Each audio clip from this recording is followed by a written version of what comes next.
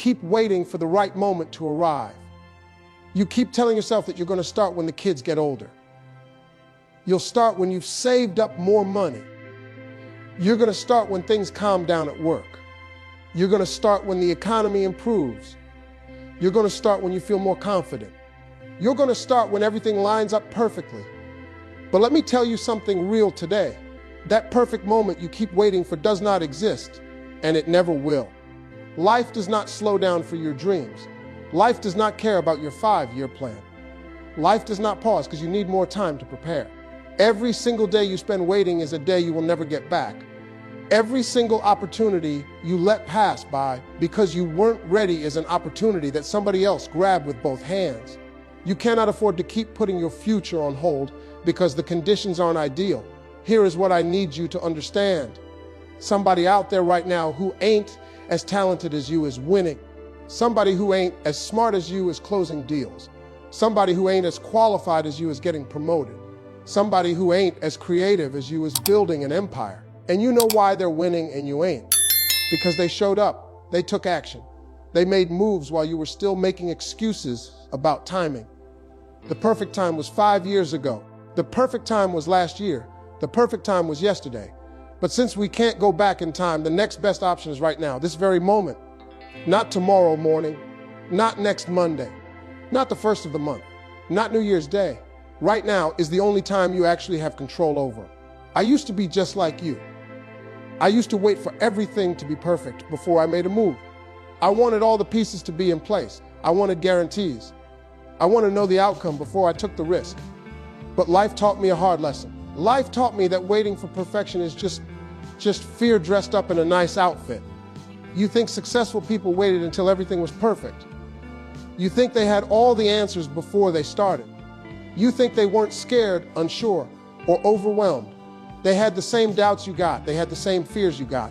They had the same excuses available to them. The difference is that they moved anyway. They started before they were ready. They figured it out along the way. So I'm asking you today to stop waiting. Stop postponing your destiny because the circumstances don't feel right. Stop letting the myth of perfect timing keep you stuck in the same place year after year. The conditions will never be perfect. You will never feel completely ready. But you've got to start anyway because starting imperfectly beats waiting perfectly every single time. People look at you funny when you talk about your dreams. People raise their eyebrows when you share your vision. People change the subject real quick when you start talking about what you want to accomplish. And you know what that tells me? That tells me you've been sharing your dreams with the wrong people. Your dream ain't too big. Read that again and let it sink into your spirit. Your dream is not too big. You have just been presenting it to small-minded folks who can't see past their own limitations. You've been asking opinions from people who have never accomplished anything significant. You've been seeking validation from folks who are comfortable being average. When God gives you a vision, He gives it to you for a reason. He plants that dream in your heart because He already knows you have what it takes to bring it to life. He doesn't make mistakes. He didn't accidentally give you a dream that was too big for you to handle. The vision matches the vessel. Your dream is sized perfectly for your potential. But here is where people mess up. They take that God-given vision and they go share it with everybody. They tell their coworkers who hate their own jobs. They tell their family members who never taken a risk in their lives. They tell their friends who are content with mediocrity. And then they wonder why they feel discouraged. They wonder why their fire went out. They wonder why they started doubting themselves. Not everybody deserves access to your dreams. Not everybody needs to know what you're building. Some people will smile in your face while secretly hoping you fail. Some people feel threatened by your ambition because it exposes their own lack of drive. Some people will try to talk you out of your dreams because your success would make them uncomfortable about their own choices. You've got to learn to protect your vision like it is precious because it is. You've got to be selective about who you invite into your dreams. You've got to understand that some things are meant to be kept between you and God until the time is right. Stop looking for approval from people who never approved of their own potential. Surround yourself with dreamers. Surround yourself with builders. Surround yourself with people who see possibilities instead of problems. Surround yourself with folks who believe in you, even when you don't believe in yourself. Your circle should be feeding your faith, not amplifying your fears. And if the people around you can't do that, then maybe you need a new circle.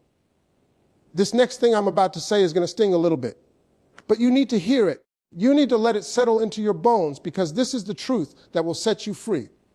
The reason your life ain't where you want it to be is because of you, not your circumstances, not your past, not the economy, not your boss, not the people who did you wrong, you. Now, before you get defensive, hear me out. This ain't about blame. This is about power. As long as you keep pointing fingers at external factors, you give away your power. As long as you keep making other people and situations responsible for your life, you remain a victim. But the moment you take full ownership of where you are is the moment you take back control of where you can go. Nobody is coming to save you. I need you to really hear that. Your mama can't save you, no matter how much she loves you. Your spouse can't save you, no matter how supportive they try to be. The government ain't going to wake up one day and decide to change your whole life. Your boss ain't going to suddenly recognize your potential and hand you everything you deserve on a silver platter. That rescue you keep waiting for ain't coming. That lottery ticket ain't going to hit. That rich relative ain't going to leave you an inheritance. That opportunity ain't going to fall from the sky and land in your lap. If you want your life to change, you've got to be the one who changes it. If you want your situation to improve, you've got to be the one who improves it. I know some of you had rough childhoods. I know some of you went through things that nobody should have to go through. I know life dealt you a bad hand in some areas. I am not dismissing your pain. I am not saying your struggles don't matter. But I am saying that your past does not have to determine your future. Your history is not your destiny. There comes a point where you have to stop letting what happened to you become an excuse for what you're not doing now. There comes a point where you have to stop rehearsing your trauma and start pursuing your triumph. There comes a point where the story of your struggle has to become the fuel for your success instead of the reason for your stagnation. The power to change your life is inside of you right now.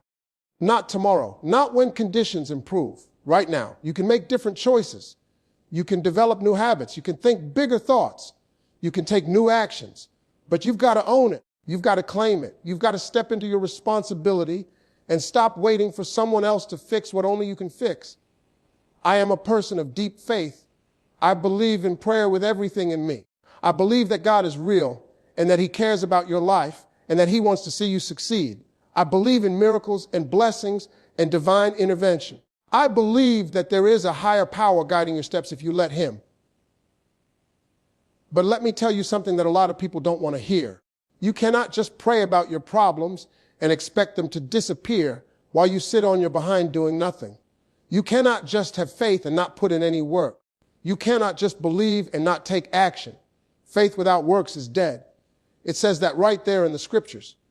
And too many people are walking around with dead faith, wondering why nothing is changing in their lives. Prayer is powerful. I am not diminishing prayer, but prayer is meant to be combined with preparation. Prayer is meant to be paired with effort. Prayer is meant to work alongside your hustle, not replace it. You can't just pray for a job and never fill out an application. You can't just pray for better health and keep eating garbage every day. You can't just pray for financial freedom and keep making the same poor money decisions. God is not a genie. You don't just rub a lamp and make wishes and then sit back and wait for magic to happen. God is a partner. He wants to work with you. He wants to bless the work of your hands. But you've got to put your hands to work first. You've got to give Him something to bless. You've got to show Him through your actions that you are serious about your prayers. Think about it this way.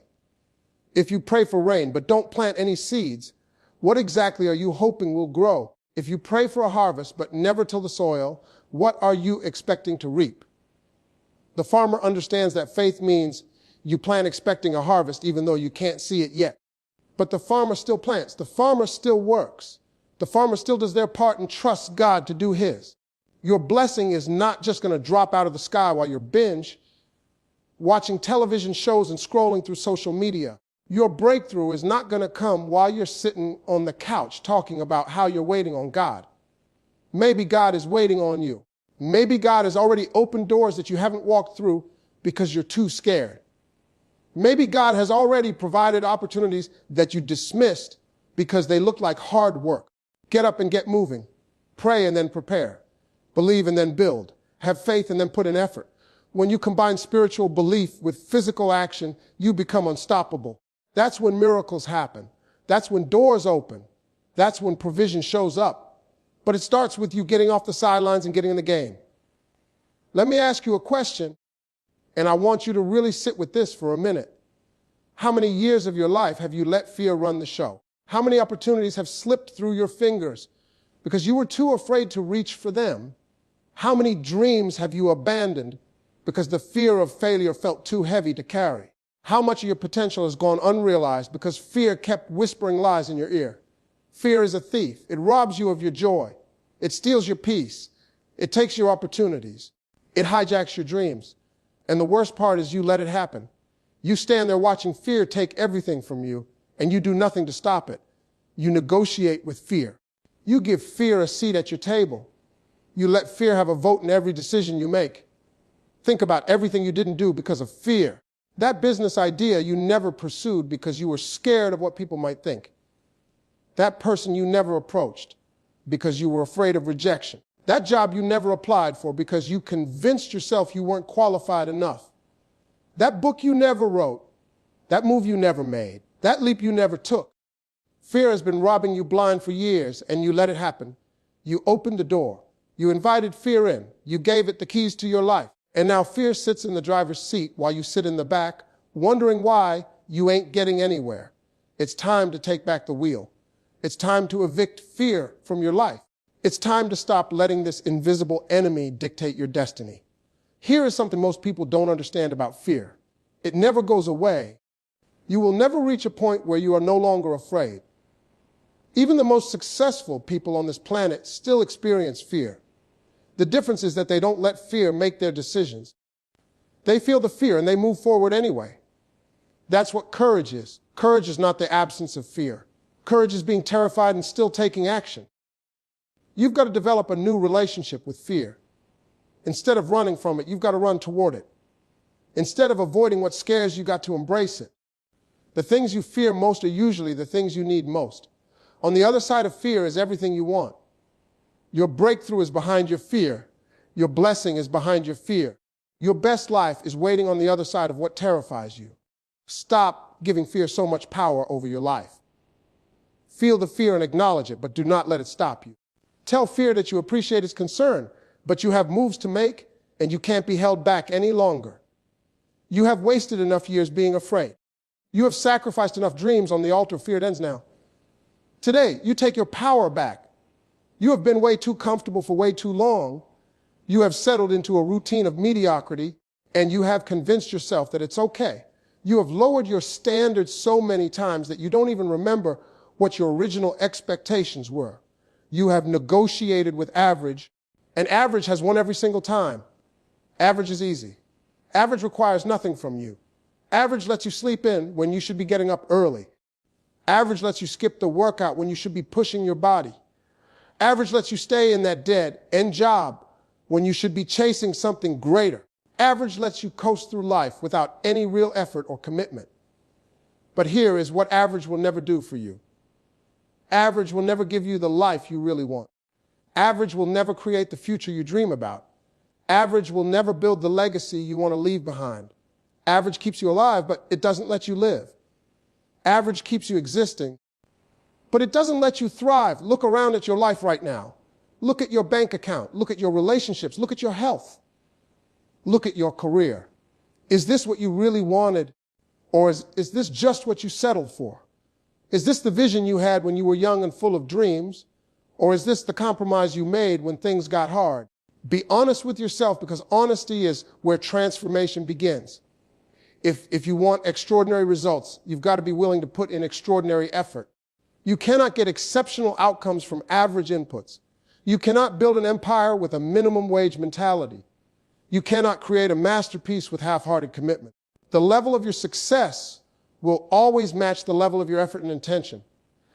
You've got to be willing to do what others won't so you can have what others don't.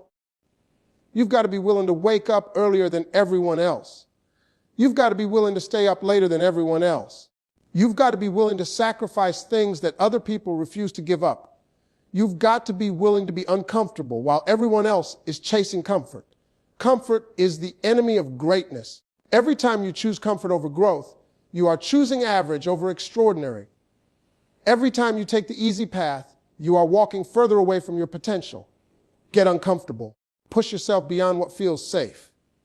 Challenge yourself to do more than you thought possible. Because on the other side of discomfort is a version of you that is capable of achieving things your current self cannot even imagine. Every single person on this planet was born with something special. God does not make empty vessels. He does not create people without purpose. He does not bring life into this world without equipping that life with unique gifts and abilities. You have something inside of you that nobody else has. You have a gift that is uniquely yours. Maybe you haven't discovered it yet. Maybe you have been so busy trying to fit in that you never explored what makes you stand out. Maybe you have been so focused on what you lack that you haven't paid attention to what you have. Maybe people told you that your gift was stupid or impractical or worthless, and you believed them. But your gift is your ticket. Your gift is the thing that will open doors for you that your education cannot open. Your gift is the thing that will take you places that hard work alone cannot take you. Your gift is the thing that separates you from the millions of other people out there trying to make it. Your gift is your competitive advantage in a crowded world. Stop spending all your time trying to fix your weaknesses. Stop focusing on all the things you can't do. Stop comparing yourself to people who have different gifts from you. Lean into your strengths. Invest in what you do well. Water the parts of yourself that are already growing. Your gift will make room for you if you give it the attention and development it deserves. Think about what comes naturally to you. Think about what you can do for hours without getting tired. Think about what people always compliment you on. Think about what brings you joy and energizes your spirit. Think about what you would do for free because you love it so much. Somewhere in those answers is your gift waiting to be recognized and cultivated. Once you identify your gift, you have to develop it. Raw talent is not enough. Natural ability needs to be refined. Your gift is like a diamond that needs to be polished. You've got to study. You've got to practice. You've got to seek out mentors. You've got to invest time and resources into becoming excellent at what you were born to do. When you develop your gift and share it with the world, something magical happens. Doors start opening. Opportunities start appearing. The right people start showing up. Your gift creates a path for you that didn't exist before. Your gift becomes your ministry and your marketplace all at once. Your gift becomes the vehicle that carries you into your purpose. Every successful person you have ever admired has failed more times than you have even tried. Let that sink in for a moment.